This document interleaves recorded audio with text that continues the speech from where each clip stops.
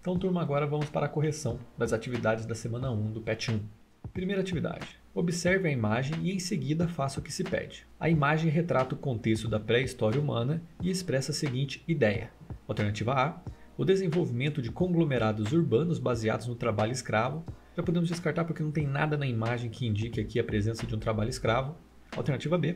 A organização social e a dependência do homem em relação ao meio ambiente.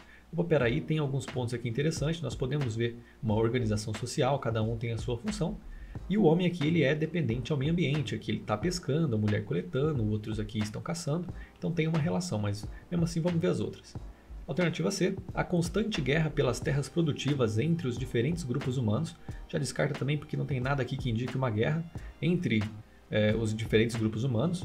Alternativa D. O avanço da tecnologia aliada à preocupação do homem em preservar a natureza. Também não temos nenhum indício disso aqui na foto, então a alternativa correta é a B. Segunda questão. Qual era o impacto da permanência dos seres humanos caçadores-coletores no meio natural que habitavam? Resposta. Enquanto nômades, os seres humanos apenas consumiam o que a natureza oferecia, sem causar um impacto direto no meio natural. A permanência em um único lugar fez com que fosse necessário que os seres humanos passassem a ter maior controle sobre a natureza, modificando-a conforme a sua necessidade. Terceira questão. De acordo com tudo que investigou e aprendeu sobre o Paleolítico, elabore uma manchete para um jornal pré-histórico fictício. A manchete deverá destacar um típico dia na vida de um ser humano ou grupo de seres humanos na pré-história. Use a criatividade e faça uma ilustração. Aqui no computador eu não consigo desenhar, mas eu fiz aqui uma manchete de jornal para vocês com o título O Mundo em Transformação. E o texto em destaque da manchete: conflito entre caçadores e criadores de animais acontece. Porque é importante a gente lembrar que nessa transição do Paleolítico para o Neolítico não aconteceu de uma hora para outra, ainda mais em todos os povos. Então foi gradual, cada povo no seu tempo. Mas você aí em casa provavelmente vai ter que tirar uma foto e mandar para o professor depois. Você pode fazer um desenhinho aí, fazer uma manchete mais parecido com um jornal. Quarta questão. Leia o texto abaixo e faça o que se pede. Revolução Agrícola.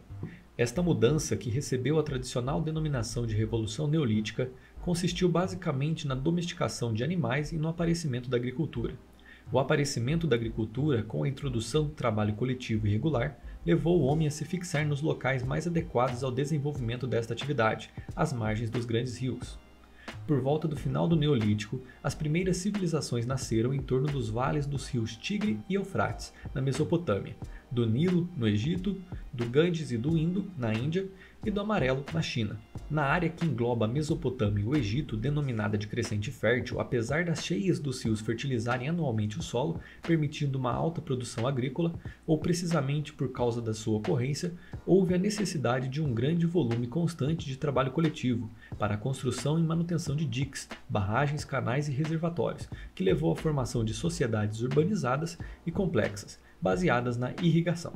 Estas sociedades, denominadas de acordo com sua característica básica de civilizações hidráulicas, produziram um tipo de estado bastante burocratizado. A partir da leitura do texto, produz uma poesia contendo as seguintes palavras-chave: rios, agricultura, sedentarismo e civilizações. Talvez aí a questão mais difícil, pelo menos para mim, mas eu escrevi aqui alguns versinhos como resposta. O canto dos pássaros anunciava, da semente caída a agricultura aparecia e civilizações brotavam. O sedentarismo transformou aqueles que só coletavam e, para irrigar este novo solo, nas margens dos rios ficaram. Quinta e última questão: por que os homens do Neolítico se fixaram próximo aos rios? E a resposta: para que fosse possível utilizar as águas dos rios para fertilizar o solo e praticar agricultura. E assim concluímos as atividades da semana 1. Caso tenha alguma dúvida, você pode ver o vídeo de explicação, que lá tem o conteúdo todo explicadinho. E até a próxima.